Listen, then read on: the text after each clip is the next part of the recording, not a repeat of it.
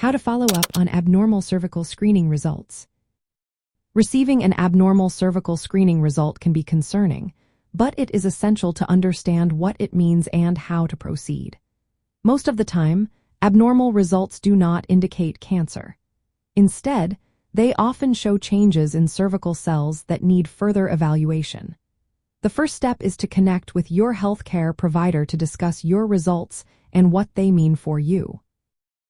Your healthcare provider will look at your current pap smear or human papillomavirus test result, along with your past screening history and any treatments you may have had for precancerous changes.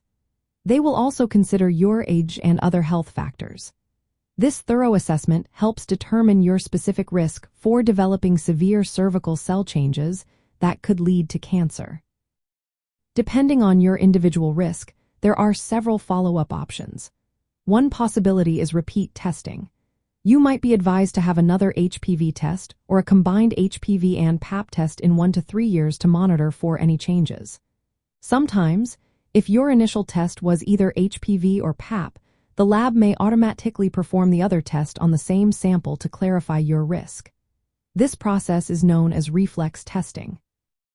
HPV typing can also be done to check for high-risk types, specifically types 16 and 18, which are most associated with cervical cancer. If your results indicate a higher risk or more severe abnormalities, your provider may recommend a colposcopy. This is a detailed examination of the cervix using a magnifying device. During this procedure, a biopsy may be taken to sample any abnormal tissue for laboratory analysis. This helps determine the severity of the cell changes. In some cases, endocervical sampling may also be performed to collect cells from the cervical canal. For high-grade cervical cell changes confirmed by biopsy, treatment may be necessary. This treatment aims to remove or destroy abnormal cells to prevent progression to cancer. Timely follow-up is crucial. Research shows that some patients do not receive timely follow-up, which can delay diagnosis and treatment of precancerous conditions. Factors such as age, insurance status, and race or ethnicity can influence how well patients adhere to follow-up recommendations. This highlights the importance of patient education and support from healthcare providers. After treatment for high-grade changes, HPV testing is typically recommended about 6 months later to ensure that the abnormal cells have been successfully treated. Continued cervical cancer screening should follow your healthcare provider's recommendations based on your ongoing risk.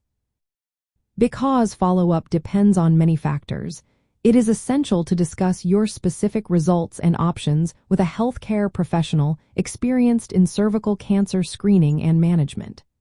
They can provide guidance that balances the benefits and risks of further testing or treatment. In summary, following up on abnormal cervical screening results involves a personalized approach that may include repeat testing, detailed examination through colposcopy, biopsy, and possibly treatment. All these steps aim to prevent cervical cancer while avoiding unnecessary interventions for low-risk abnormalities.